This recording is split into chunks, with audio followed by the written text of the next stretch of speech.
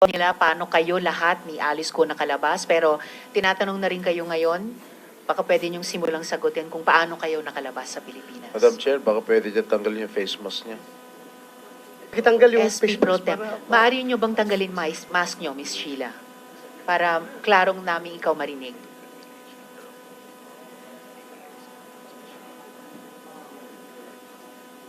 Briefly lang muna po kasi pagkatapos ng unang sagot nyo, tatanungin muna namin yung mga ahensya. So, yung pinaka sagot ninyo, paano ba kayo nakalabas sa Pilipinas? Pwede mo pakitanggal sila.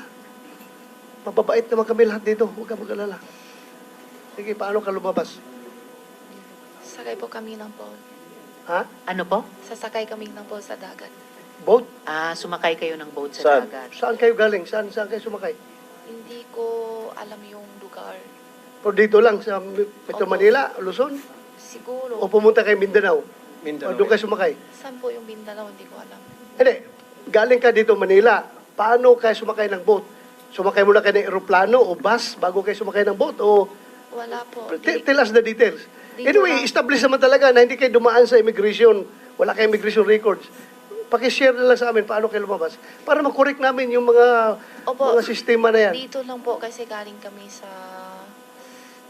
bahay. Tapos Bahay. may sunto sa amin na isang sasakyan. Saan kayo Diretso dinala? Anong klaseng sasakyan? Van. Van. And then, saan nga kayo dinala? Hindi ko alam kung sa yung lugar. Siguro biyahe kami ng ilan oras. Hindi ko Mga ilang masabi. oras? Hindi ko matandaan yung matagal din. Araw kayong umalis, then gabi kayo dumating doon? Or araw Ah. kayong umalis, araw din dumating? Halos tapos ng dinner. Pero umalis kayo ng Manila, araw pa. Gabi. Gabi rin. So, umalis kayo ng gabi, and then dumating kayo doon. Hating gabi. So, isang buong araw kayo Hindi bumiyahe? po. Hindi siya isang buo araw.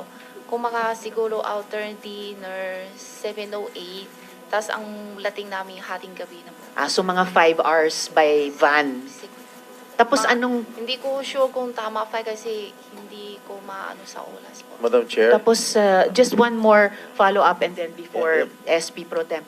Anong klaseng boat yung sabi niyong boat na sinakyan niyo? Yung maliit na puti. Maliit na puti. SP Pro Tem? sino yung driver na sumundo sa'yo?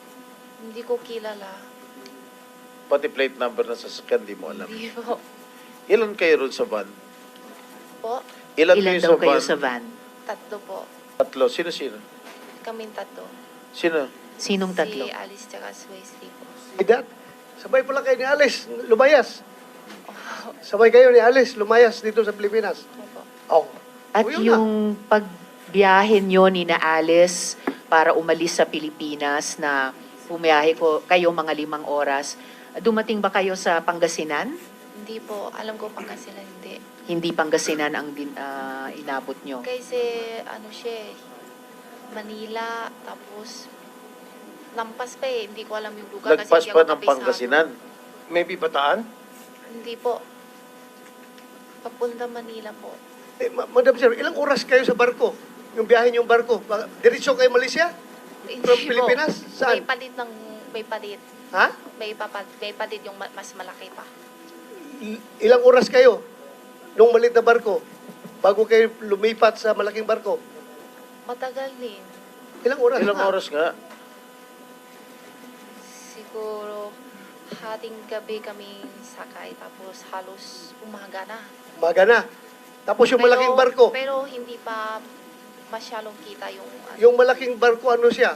Pasaheroan, cargo ship, o fishing ship, or Yate. i-describe mo, Hindi ko alam yate. kung ano Yung luxurious yacht. Ano siya?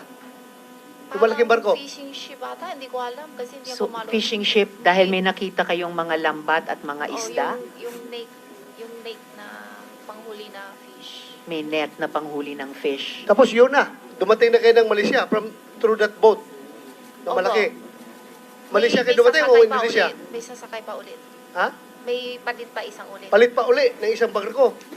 Anong description ng isang barko na yung pinalit? maliit naman na palang kulay Tapos, blue or green. yun na, diretso na kayo Malaysia. Opo. Miss Sheila at mga kasama, gusto ko lang i-reiterate yung order of questioning natin dito sa ating hearing. Siguradong babalikan namin ang pagtatanong sa inyo, Miss Sheila. Gusto ko lang i-reiterate yung order of questioning pagkatapos ng chair ng subcommittee in order of arrival, si Sen. Sherwin